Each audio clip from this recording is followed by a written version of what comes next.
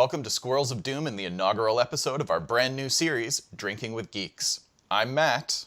And I'm Roz. And our series is about classic and modern cocktails through the lens of pop culture, history, and science. For our first episode, we're going to look at the old-fashioned. So depending on how familiar you are with the cocktail world, you may or may not right now be wondering what kind of old-fashioned we're going to make. Because there are actually a couple different styles. The two main ones are the muddled old-fashioned and just a kind of really simple old-fashioned that's just whiskey, sugar, and bitters, pretty much. You know, we're actually going to make both of those cocktails today because, you know, there's a lot of debate about which one's the better one, which one's more authentic. And I don't really care. I think they're both good cocktails and they both have their place. So we're going to show you how to do both of them. And also we're going to explain a little bit of how these two different styles developed. What I'm going to start off with is the muddled old-fashioned, which is a little passé these days. Depending on how old you are, it might be like your grandparents' old-fashioned. And it's the style that most recently was made famous again through Mad Men, hence the fancy outfits we've got today. We want to be feeling our most Mad Men, of course, for making these drinks. So, first thing we start with is this type of tumbler, which conveniently is actually called an old-fashioned glass. First thing you're going to want to do is get a little bit of sugar. So we put our little cube in there, just a little bit of water or club soda. Just pour it over that a little bit to soften it up. And you're gonna add some bitters. The bitters I'm using today are the General Ambrose bitters from Apothecary Bitters Company here in Vancouver. Now you don't want to overpower with the bitters. So you might have a dash bottle, in which case just like 2 dashes, 2 to 3, it's up to taste. My dropper does about a dash at a time. So I'm giving it 2 dashes. We're just gonna muddle up a nice chunk of orange in there. Doesn't even really have to be a slice, could be a nice wedge, because we're gonna pull it all out after anyways. We just want some nice orange juice in there. So you're also gonna want a little maraschino cherry. For this, don't use like those bright red candy cherries of awfulness that you find on like sundaes and stuff. Just make sure they're real cherries, not like bleached and then like just having sugar and dye added to them. So now we're just gonna muddle all this up together. Get a nice little paste in the bottom here. When you're muddling, you just wanna press. You don't wanna like destroy it. So we're just trying to get all the juices and oils out of the peels. And then we're actually going to scoop up a bunch of this gross peel, because all we want is the juice and flavor. Put in a nice big ice cube. And for our muddled cocktail, you might be wondering, why is there so much stuff in this? Well, it actually has something to do with when they kind of think this cocktail developed, and that's during Prohibition. Before that, it had been the nice simple version that we know and we're going to look at later. But once, you know, Prohibition took place, the quality of liquor started going down and it tasted pretty terrible. And so to hide that disgusting taste of, you know, fake alcohol or whatever they might have been using, you just started throwing fruit in the glass. And, you know, you throw enough fruit in there, eventually your drink's going to start tasting better. I'm going to use some Lot 40 rye today, which is a nice Canadian rye. Nod to the bootlegging days of the Prohibition era. So we put in 2 ounces of our spirit, our rye. You can use a bourbon if you like as well. That makes a great old-fashioned. Really just any nice big flavored whiskey. I'm gonna stir. I don't have the best stir in the world, but you know, gets the job done. Now we add a bit of club soda to it. And I suspect that this really developed kind of because, in bars and stuff, people would wonder why they're getting a half glass of booze, and customers really, they like to get a full glass. It just psychologically appeals to people more, and so bartenders started just topping up with club soda. And that can really be taken too far, but a nice little blend like this, and that's a nice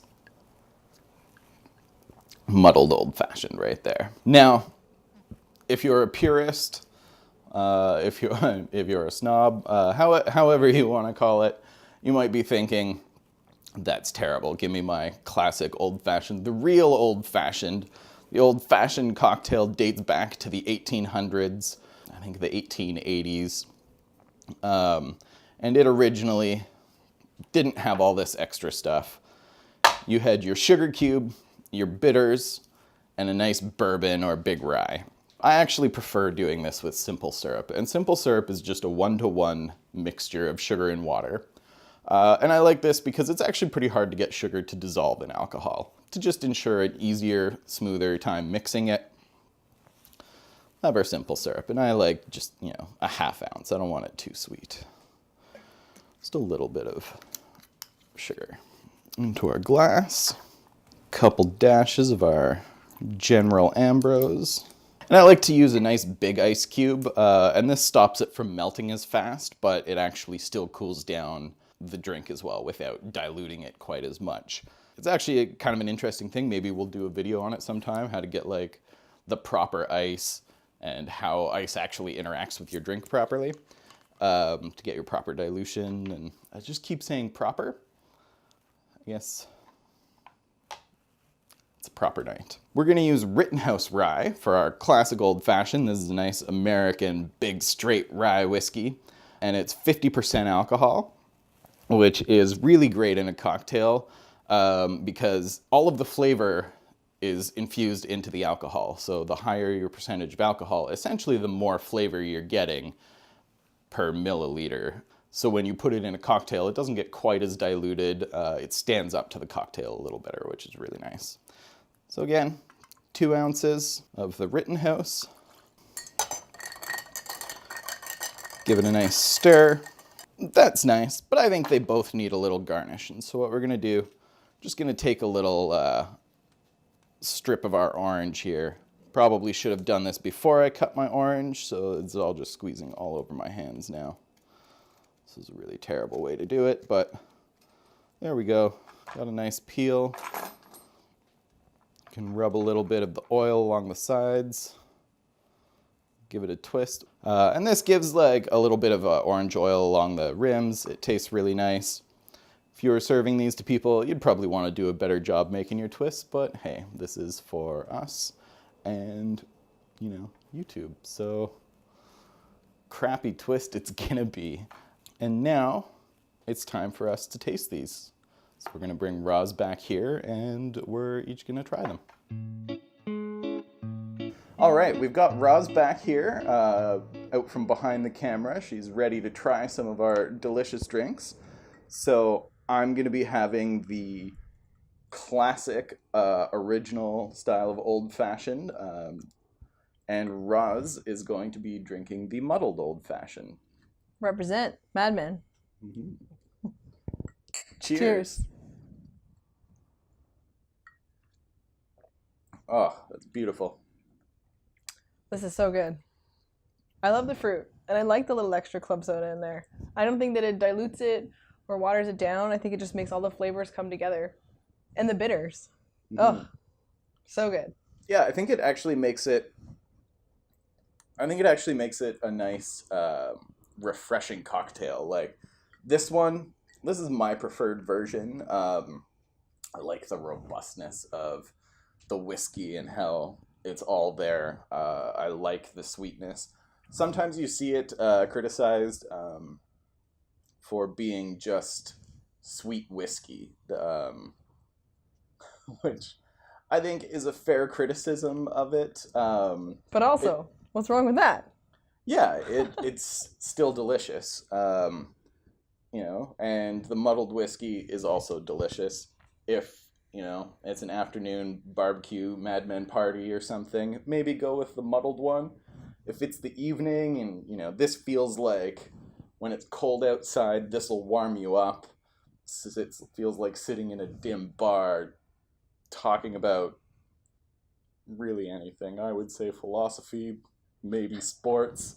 I don't know. I don't really do the whole sports ball thing.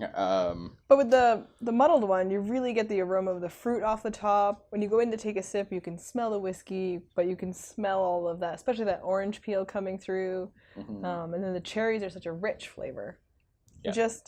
You could sit out on a patio with your friends with this drink, but you could also sit at home and have a night in with a good book. And through it all, you're getting the nice spicy flavors of the rye, since both of these were done with rye, not bourbon.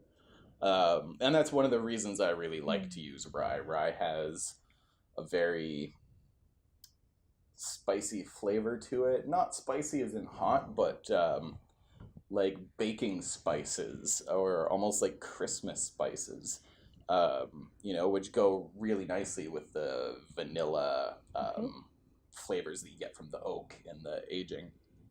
And so, you combine that with a little bit of the orange, a little bit of sweetness, and it's just fantastic. Classic Old cocktail. fashions. We should time those things better. Cheers. Cheers.